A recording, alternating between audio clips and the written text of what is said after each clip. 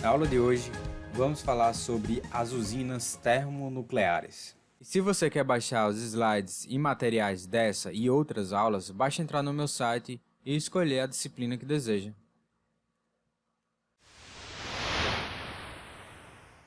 As usinas termonucleares, também chamadas de UTN, correspondem também a uma forma de geração termoelétrica, semelhante àquelas que nós vimos na aula anterior. As usinas termoelétricas ciclo Rankine, que utilizam turbinas movidas a vapor. A diferença está apenas na forma em que a água é aquecida. No Brasil, existem apenas duas usinas nucleares, a Angra 1 e a Angra 2, localizadas no estado do Rio de Janeiro. Porém, somente essas duas são responsáveis pela geração de 2 gigawatts de potência, 1% de toda a matriz elétrica do país. Uma terceira usina, a Angra 3, está sendo construída. Em 2020, o avanço da obra estava em 67%. A estrutura é semelhante à unidade 2 e deverá aumentar a capacidade de geração em 1,4 gigawatts. O problema é que sua construção iniciou em 1984 e perdura até hoje, onde já foram gastos mais de 7 bilhões de reais. De lá para cá, a obra já foi paralisada diversas vezes e é alvo de denúncias de corrupção.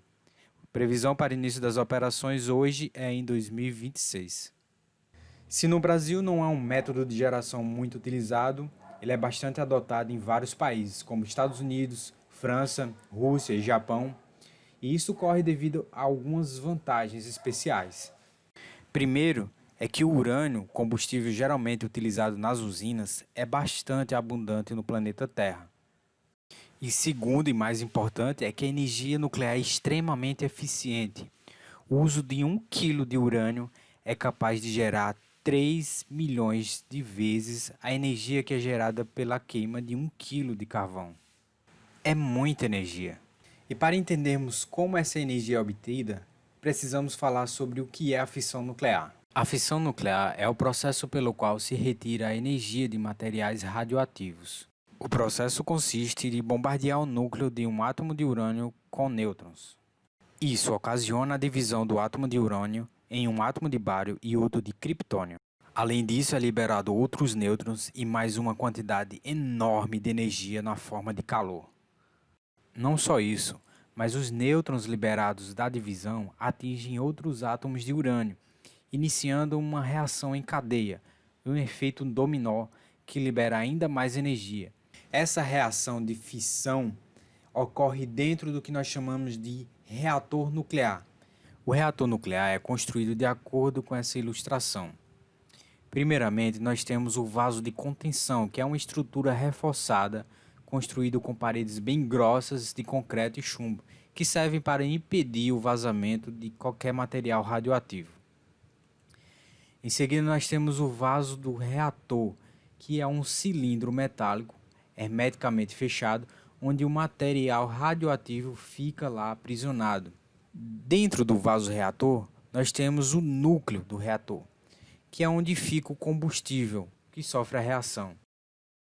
No caso do urânio, depois de beneficiado e tratado, ele é fabricado em forma de pequenas pastilhas que são colocados dentro de varetas metálicas. Essas varetas metálicas, chamadas de tubos de combustíveis, são bastante resistentes a altas temperaturas e corrosão.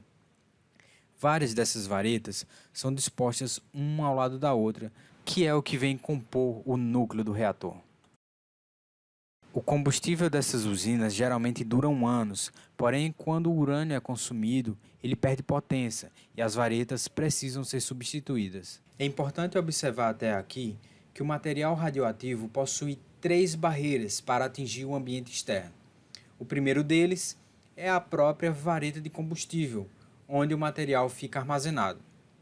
O segundo é o vaso do reator. E o terceiro é o vaso de contenção. Além disso, existem outros mecanismos de proteção. Uma vez iniciada a reação de fissão, ela não pode ser interrompida, porém, a sua velocidade pode ser controlada, e isso é realizado através das varetas de controle. Essas varetas são móveis e podem ser inseridas dentro do reator ou retiradas, para reduzir ou aumentar a velocidade de reação. As hastes elas contêm boro e grafite, que têm a capacidade de absorver os nêutrons, e assim, quanto mais hastes inseridas dentro do reator, mais lenta fica a reação. As hastes também acabam sendo um sistema de segurança para garantir que o reator não alcance altas temperaturas e venha a derreter, expondo o material radioativo. Outra medida de segurança é que o reator fica totalmente mergulhado em uma piscina, que impede os níveis nocivos de radiação escapem. Além disso, ela ajuda a resfriar o reator, que durante a operação fica muito quente. A água é constantemente reciclada para evitar a elevação da temperatura. A água da piscina acaba ficando com uma cor azul intensa quando o reator está em operação. Isso ocorre devido ao chamado efeito Cherenkov, quando íons gerados durante a fissão atravessam a água em uma alta velocidade, emitindo essa radiação azul. Muito bem, entendemos como a energia é retirada dos átomos através da reação de fissão nuclear. Mas como é que essa energia térmica é utilizada para a geração de energia elétrica? A usina nuclear é composta de 3 principais construções: a casa das turbinas, onde ficam as turbinas e o gerador de energia elétrica; o prédio de contenção, onde está localizado o reator nuclear; e a torre de resfriamento, onde a água que é utilizada no condensador é resfriada. Tudo começa no vaso do reator, onde ocorre a fissão nuclear nas varetas de combustível, que liberam bastante calor. Dentro do vaso circula um fluido condutor, que em contato com as varetas de combustível aquece até cerca de 300 graus Celsius. Esse fluido quente é bombeado para o trocador de calor, uma espécie de serpentina, onde ele aquece uma água sem entrar em contato com ela. A água então é aquecida e transformada em vapor de alta pressão. O vapor é então conduzido até as turbinas, fazendo-as girar e então gerar energia elétrica. Perceberam que a usina nuclear gera energia elétrica de forma muito semelhante às usinas termoelétricas? Com duas vantagens: ela gera muito mais energia e não emite nenhum poluente na atmosfera. Pois é, apesar de observarmos sempre aquela fumaça saindo das usinas nucleares, elas não causam nenhum impacto ambiental, porque na verdade o que se vê é apenas vapor de água. Estas torres servem para resfriar a água que foi aquecida durante o processo de condensação do vapor das turbinas em água. E parte dessa água quente acaba evaporando e sendo liberada nas torres. Estudos mostram que a energia nuclear emite menos gás carbônico que as hidrelétricas e até mesmo a energia solar fotovoltaica. Dessa forma, ela é considerada uma fonte de energia limpa. A geração nuclear não agride o meio ambiente de forma direta. Entretanto, existem sérios riscos. Os subprodutos produzidos na fissão nuclear são radioativos e permanecem assim por praticamente todo o sempre. Esse lixo nuclear produzido é pouco. Entretanto, o grande desafio é a questão do armazenamento dele. Os resíduos são armazenados em uma piscina, geralmente nas próprias usinas, pois mesmo depois do uso, as reações continuam ativas e o material permanece aquecendo. Depois de 5 a 8 anos, quando os níveis de radiação diminuírem e não houver mais necessidade de água para o resfriamento, o material poderá ser armazenado em outro local. Os resíduos podem ser aterrados, isolados com concreto ou chumbo para impedir a passagem da radiação. Mesmo assim, o material deverá ser guardado com muita segurança e monitorado pelo resto da vida. Essa preocupação se deve aos problemas causados pela emissão da radiação por esses materiais. Elementos como o urânio emitem a chamada radiação ionizante, que é capaz de arrancar elétrons de outros átomos. Nos seres vivos, isso causa lesão nos tecidos e podem causar até câncer, além de danificar a estrutura do nosso DNA, alterando os genes que podem ser herdados pelos filhos de quem ficou exposto a essa radiação. O grande desafio dessa forma de geração de energia é o medo e insegurança, pois se trata de um sistema que não pode ocorrer falhas. Caso contrário, os danos são enormes. A reação que ocorre dentro do reator cria uma quantidade gigantesca de energia térmica.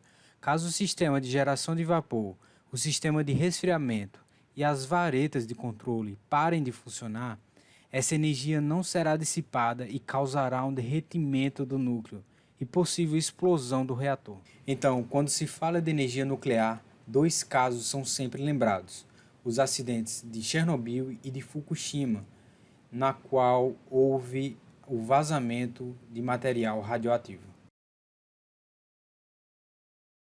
O acidente de Chernobyl foi o maior da história. Ocorreu em 1986 na cidade de Pripyat, antiga União Soviética. Uma falha de operação desligou os sistemas de segurança, fazendo com que o núcleo superaquecesse e findasse na explosão do reator. O material radioativo foi lançado na atmosfera e atingiu uma grande área. Estima-se que mais de 4.000 pessoas tenham morrido. A cidade de Pripyat precisou ser evacuada na época. Hoje, território da Ucrânia, virou uma cidade fantasma e apresenta índices de radiação acima do normal. O material radioativo da usina continua ativo até hoje e atualmente os destroços da usina são cobertos por um sarcófago para conter a radiação. Mais recentemente, em 2011, ocorreu o acidente da usina de Fukushima, no Japão. A cidade foi atingida por um tsunami após o maremoto que alagou a usina e desativou os geradores elétricos que mantinham os sistemas de segurança funcionando. Sem resfriamento, o reator superaqueceu e explodiu, liberando material radioativo. Fukushima, que foi afetada pela radiação, hoje é uma cidade fantasma, em sua maior parte. Isso porque, recentemente, 5% das áreas foram liberadas em 2020 para reocupação, onde os níveis de radiação registrados estão relativamente baixos. É isso aí, pessoal. Essa aula vai ficando por aqui. Até a próxima.